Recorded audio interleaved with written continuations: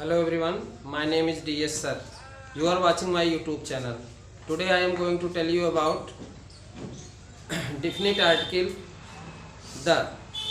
Please look at the whiteboard. Please pay attention to me. इसके पहले वाले video में हमने दी के 3 प्रयोग बताए थे। आज उसके आगे हम बता रहे हैं। कृपया आप ध्यान से वीडियो को देखिए और समझिए, क्योंकि ये जो टॉपिक है आर्टिकल वाला, ये बहुत इम्पोर्टेंट है। अगर आपके जीवन में आर्टिकल का उपयोग सही ढंग से नहीं हुआ तो आपके हर वाक्य में कहीं ना कहीं कुछ न कुछ त्रुटि जरूर होगी, और त्रुटि जो है सफलता के मार्ग में बाधक होती है। इसलिए आप ध्यानपूर्वक वीडियो को देखिए। All the uses of the. अब यहाँ पे समझिए, जैसे 3 प्रयोग पहले बताए गए थे, आज जो है फर्स्ट से हम चालू कर रहे हैं। द का प्रयोग पर्वत श्रेणियों के नाम के पहले, कोई भी पर्वत श्रेणी हो उसके नाम के पहले आपको द का प्रयोग करना है। जैसे हिमालय है, the Himalayas, the Alps, the Vindhyas. इस तरीके से जो भी पर्वत हैं, पर्वत श्रेणी हैं, उनके नाम के पहले आपको द का प्रयोग करना है। नियम नंबर 2 देखिए, कोई भी नदी हो, चाहे इंडिया की हो, चाहे जापान की हो, चाहे विश्व के किसी कोने की हो, नदियों के नाम के पहले आपको द का प्रयोग करना है। जैसे द गंगा, द नाइल, नील नदी, द कावेरी, द यमुना। यानी कोई भी वाक्य आप लिखेंगे तो उसमें नदियों के नाम के पहले आपको द का प्रयोग जरूर करना है। ठीक। अगला नियम आप देखिए, कोई भी महासागर है, सागर है, या फिर कोई भी खाड़ी है, सागर, महासागर और खाड़ी, इनके नाम के पहले आपको द का इस्तेमाल जरूर करना है। जैसे सागरों में देखिए, जैसे द रेड सी, लाल सागर, द डेड सी, मृत सागर, द ब्लैक सी, काला सागर। इसके बाद द इंडियन ओशन, इसके बाद द पैसिफिक ओशन, प्रशांत महासागर। तो जो भी महासागर हैं उनके नाम के पहले आपको द का प्रयोग करना है, और महासागरों का टाइटल जो है बड़े से होना चाहिए। इसके बाद कोई खाड़ी है, जैसे the bay of Bengal, the bay of China, the gulf of Mexico.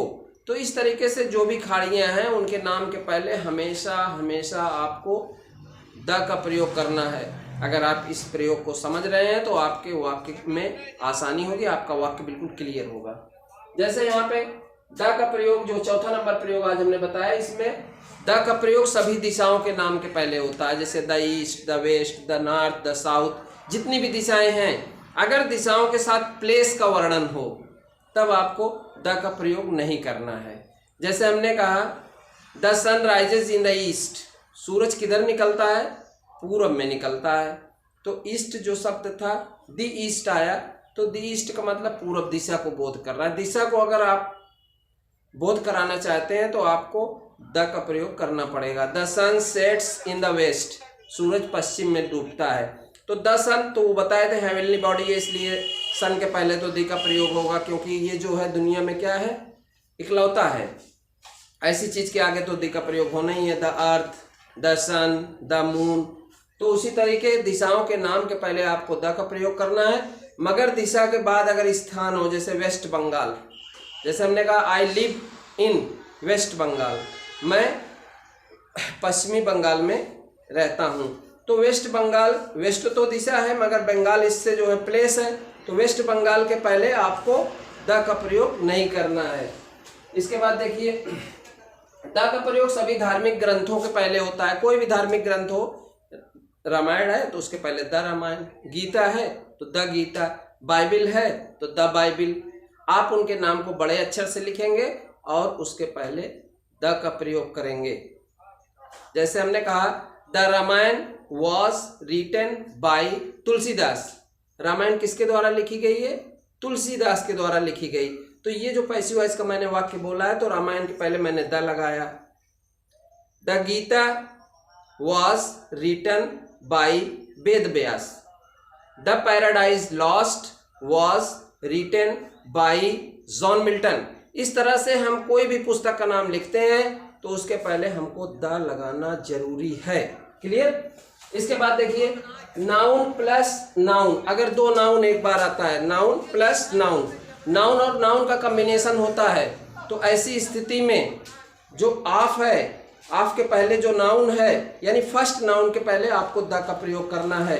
जैसे हमने कहा the water of this well is dirty, इस कुएं का पानी गंदा है।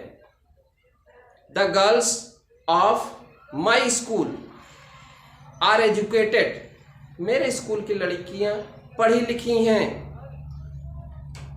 The water of this river is cold, इस नदी का पानी ठंडा है।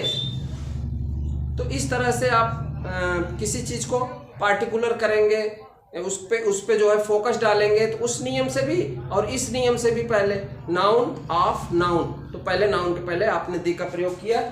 जैसे हमने लिखा था अभी वाक्य हमने बोल भी दिया है, the girls of this school बोला है तो हमने the girls of my school बोला था, उससे आपको मतलब नहीं है, आपको उसी तरीके से प्रयोग करना है। तो इस तरह के आज हमने 6 प्रयोग हमने आज बताए हैं। इन प्रयोगों को आप अपनी कॉपी पर लिखिए, उसको ध्यान दीजिए, उसको पढ़िए लिखिए।